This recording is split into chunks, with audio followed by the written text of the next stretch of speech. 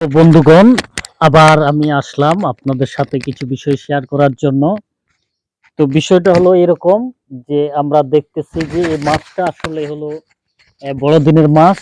আর এই মাসে বিশেষ করে যারা খ্রিস্টান ধর্ম পালন করে তারা কিন্তু এটা তাদের জন্য একটা খুশির মাস, এবং আমি নিজেও খুব আনন্দিত হই এই মাসটি, কারণ এটা যীশু খ্রিস্টের জন্মের মাস। কিন্তু এই যীশু খ্রিস্টের জন্মের মাসেও আমি কিছু বিষয় দেখতে পাচ্ছি যে আমাদের এই বাংলাদেশের ক্ষেত্রে, স্পেশালি যদি বলি বাংলাদেশের ক্ষেত্রে, বিভিন্ন জায়গায় যারা প্রাক বড়দিন এবং বিভিন্ন প্রি ক্রিসমাস পালন করে, সেখানে আমি দেখতে পাই, শুধু তাই নয়, অনেক ক্ষেত্রেও আমি দেখতে পাই এটা, যে এই চার্চগুলোতে বা এই বড়দিনের উপলক্ষে বা এই খ্রিস্ট ধর্মের উপলক্ষে যে অনুষ্ঠানগুলো করা হয়, সেখানে বেশিরভাগই দেখা যায় যে সেখানে জাগতিক গান এবং নাচ পরিদর্শন করা হয়।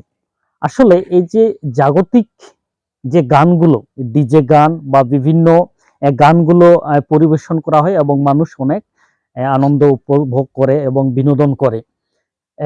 রিয়েলি এটা একটা দুঃখের বিষয় আমার কাছে, এবং আমি আসলে এটাকে অ্যাকসেপ্ট করি না, বা এটাকে আমি কখনো এটার সাথে আমি এগ্রি করি না। বিকজ এটা, there is no mention in a single verse in the Bible that says that we should follow the worldly things.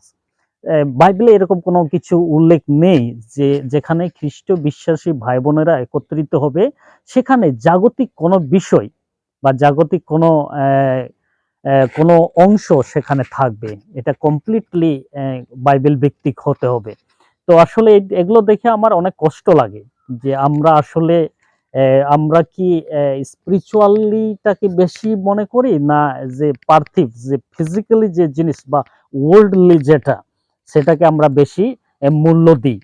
সেটা হলো বিষয় যে এখানে লাইফ আমরা দেখি যে একটা হলো স্পিরিচুয়াল লাইফ, আর একটা হলো আমাদের যে ওয়ার্ল্ডলি লাইফ।